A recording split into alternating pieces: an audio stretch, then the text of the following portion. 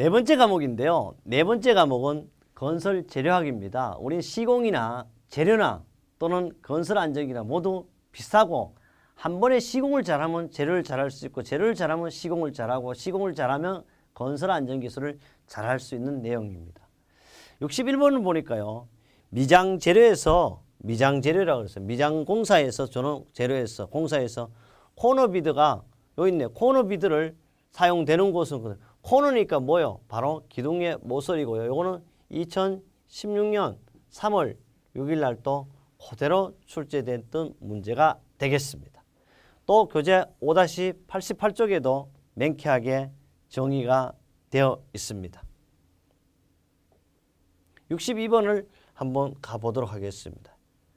62번은요. 어떤 문제가 나왔냐 한번 보겠습니다. 62번은 수장용 집성제에서 KSF라는 것은 한국공업규격이고 3118의 품질기준 항목이 아닌 것은 그런데 수장용 집성제니까요. 첫째 여기는 접착력이 들어갑니다. 접착력 또는 접착 강도라 그래요. 그 다음에 난연성 이런 것은 KSF에 포함되지 않아요. 그래서 함수율이 포함돼요.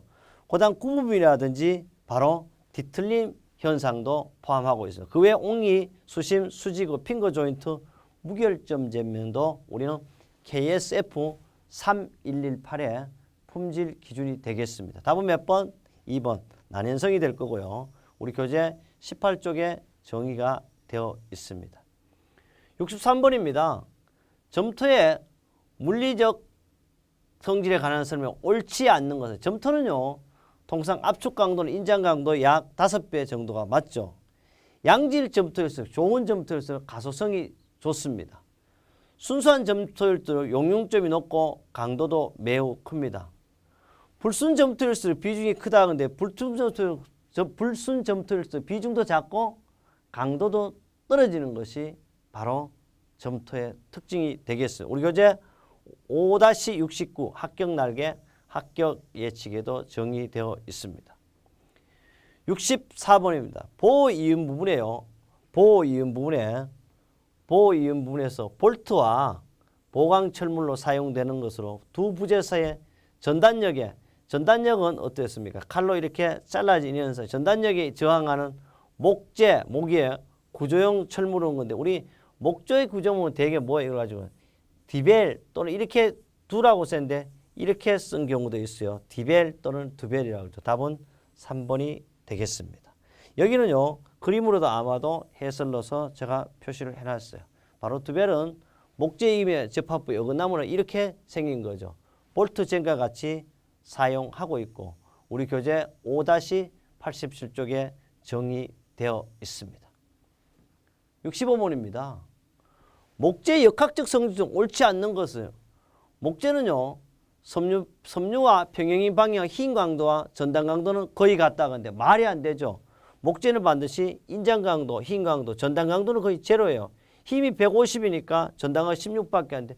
벌써 틀려서 옳지 않죠.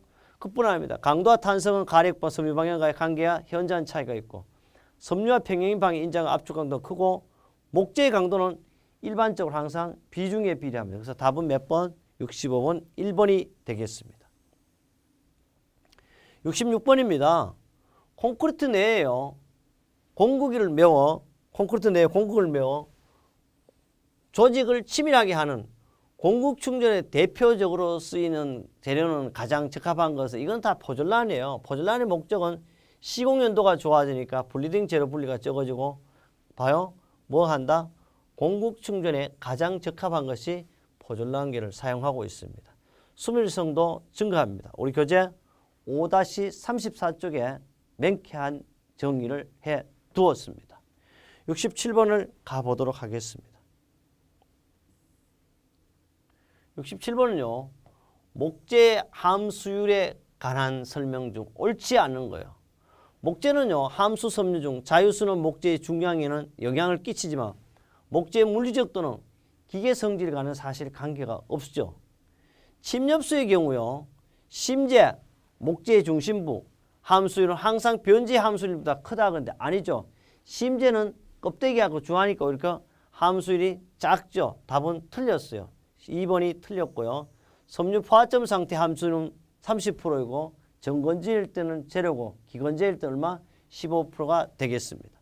기건 상태라는 목재가 통상 온도, 습도, 평형된 수분을 함유한 상태, 이때의 함수는 15% 정도 맞죠? 정건재는 대로입니다.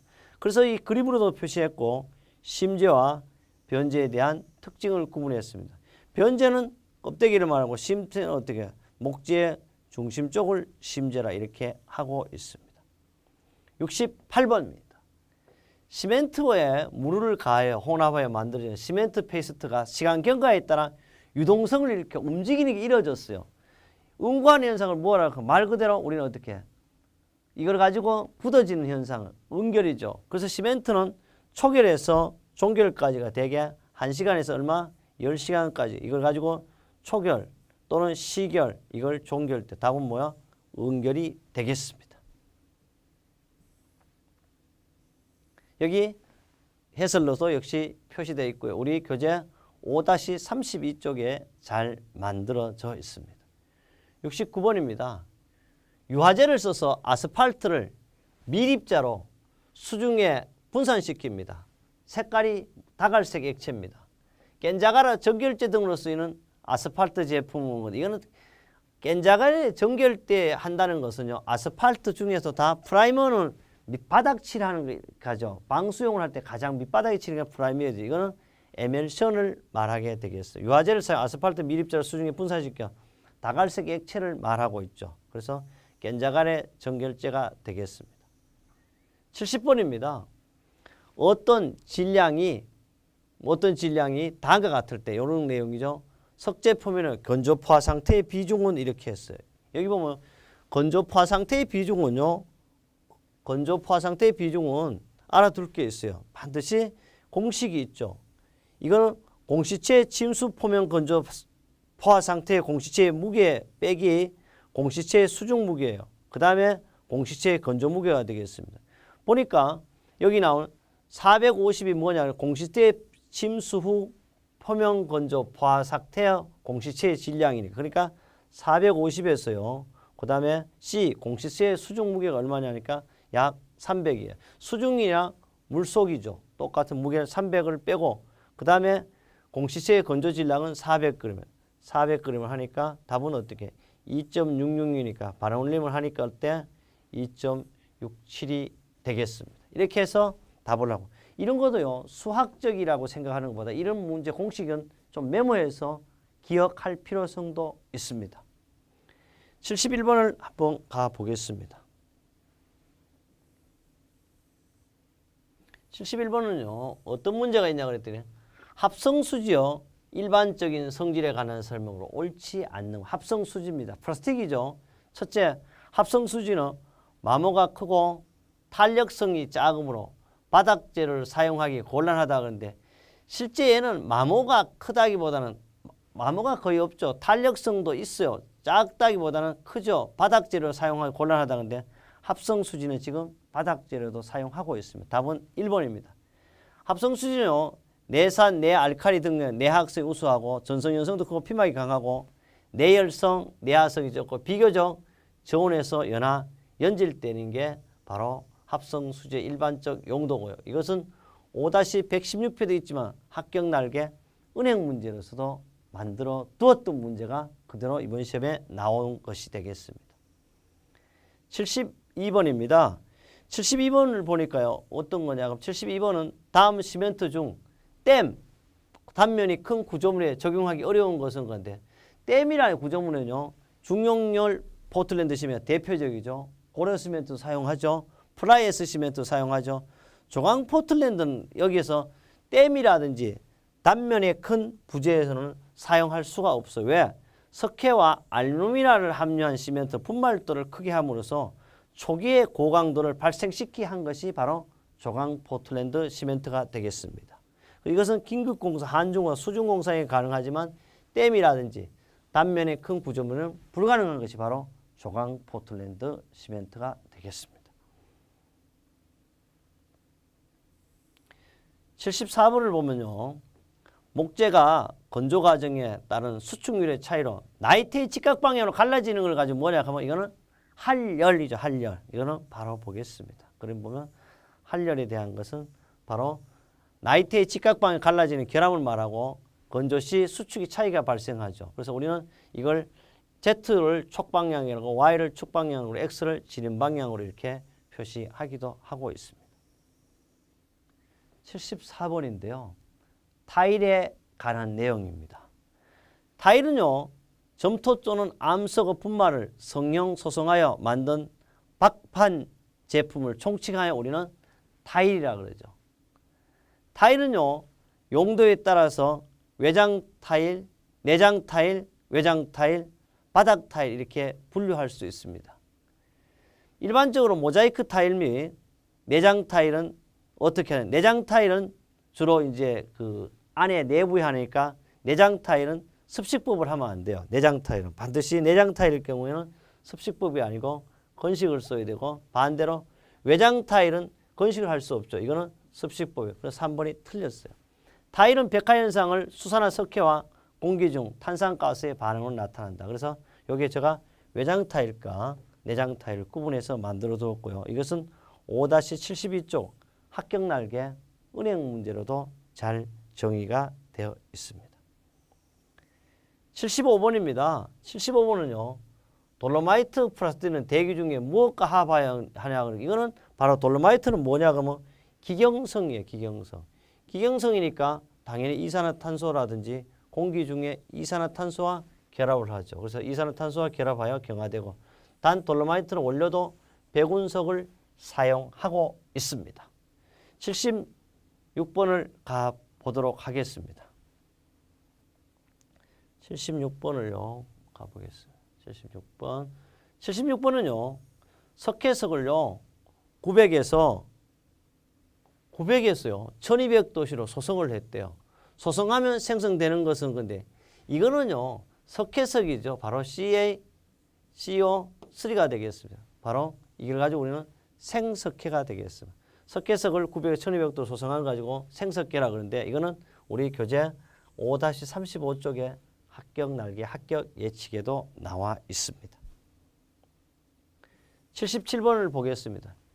규산 칼슘판이라고 해서 규산 칼슘판. 규산이라는 말은 뭐예요? 규소라는 이 말이죠. 규산 칼슘판을 단열재에 대한 설명으로 만든 것은 그래서 맞어. 규산 칼슘판은요.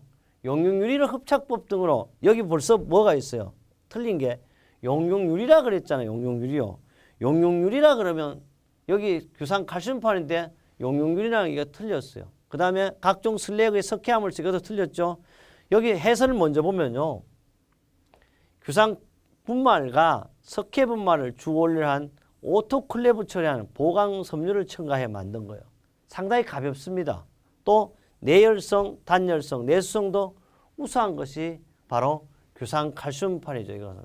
그 다음에 단열재, 철골, 내화, 피복제 등에 사용된다. 이게 개가 아니고 여기 제입니다. 내화, 피복제 등에 사용한다고 해서 이게 다 맞지 않아요. 유일하게 맞는 것은 4번이죠. 내열, 내판수 우수하고 철골, 내화, 피복으로 사용되는 것이 바로 규산 칼슘판 단열재가 되겠습니다. 78번은요. 콘크리트 제조에 사용된 일반적인 구성 재료가 아닌 것은 콘크리트는요. 하기 위해서 물과 자갈과 그러니까 모래와 세멘트가 포함되죠. 그럼 혼화 재료가 필요할 것이 시멘트가 있고 염화물은 뭐예요? 소금물로 하면 어떻게 돼요? 콘크리트가 다 부식되죠. 그 답은 3번이 되고 바로 골재 등이 되겠습니다. 그래서 우리 콘크리트에 영향을 주는 요소는 바로 재료는 시멘트, 골재, 물, 혼화 재료가 되겠습니다. 배합은요. WCB나 슬럼프칠을 이용하고 시공은 파설과 운반과 양생을 하고 우리 교재 5-41쪽에 콘크리트로 명시를 하고 있습니다. 79번입니다. 금속입니다. 금속은 뭐요? 금속이죠. 금속. 철을 말하는 것. 그리고 이 금속이라는 말은요. 철의 5원소 혹은 탄소강의 5원소가 포함되죠. 그래서 이거 철의 5원소, 탄소, 규소, 인, 항, 망간이 반드시 포함된 걸 우리는 금속이라 하죠. 강은요. 성질에 대한 옳은 것은 맞는 겁니다. 강은 탄소 함유량이 많을수록 탄소가 많은 뭐예요? 추출이 되는 거예요. 그래서 많을수록 강도는 작아진다. 이거 거의 틀렸어요. 신율은 늘어나는 성질, 탄소량은 증가할수록 비례해서 점점 증가한다. 그런데 이게 문제예요. 늘어나는 성질은요. 신율이 하면 늘어나지 않죠. 탄소가 깨져버립니다. 경도는요. 탄소량 2%까지는 탄소량에 비례하고 그 이상이면 감소한다. 탄소량은 0.85씩 공석강을 기준으로 하고 있습니다. 본강은요. 탄소량이 적을수록 연질이므로 굴곡 가공이 용이하다 그러는데 이거 맞습니다. 탄소량이 적으면 연한 강이에요. 그래서 퓨어 아이언이라고 해요. 순수한 처리돼요. 그래서 답은 4번이 되겠습니다. 그 외에도요. 탄소하면 물리적 성질, 함유량이 증가한 비중, 열평적 계수, 열전 떨어지고 비열, 전기 저항도 커집니다. 탄소량이 증가하면 내장 강도, 경도는 증가하고 신율 수출이 어떻게 감소하게 되겠습니다. 그러면요. 우리는 80번 문제를 한번 보겠습니다. 80번 문제를 보면요. 알루미나 시멘트에 대한 겁니다. 80번은 알루미나 시멘트의 특징에 관한 설명으로 옳지 않는 거예요. 조기 강도가 매우 커요. 알루미나 시멘트니까. 알루미나 시멘트 자체가 조기 강도가 큰 시멘트가 되겠습니다. 해수에 대한 화학 저항성도 큽니다. 응결이나 경화 시에 발열량이 또 매우 큽니다. 내화 콘크리트로 사용이 불가능하다. 불자를 빼야 가능하다 해야 맞는 거예요. 답은 그래서 4번이에요. 알루미늄 시멘트를 다시 한번 얘기하면 보크사이트와 석회석으로 하여 만든 시멘트고 조기 강도가 대단히 크죠. 24시간, 24시간 이내 28일에 압축 강도를 나타내고 있습니다. 내화학성, 내화성, 내해수성이 크고 긴급공사, 해양공사, 동절기도 적합한 것이고 우리 교재 5-31쪽 알루미늄 시멘트로 정의되어 있습니다. 우리는 이렇게 했어요. 2016년 5월 8일 건설안전 산업기사 네 번째 과목을 마무리했습니다. 다섯 번째 과목은 우리가 잘 아는 건설안전기술이 여러분을 위해서 만점으로 대기하고 있도록 하겠습니다.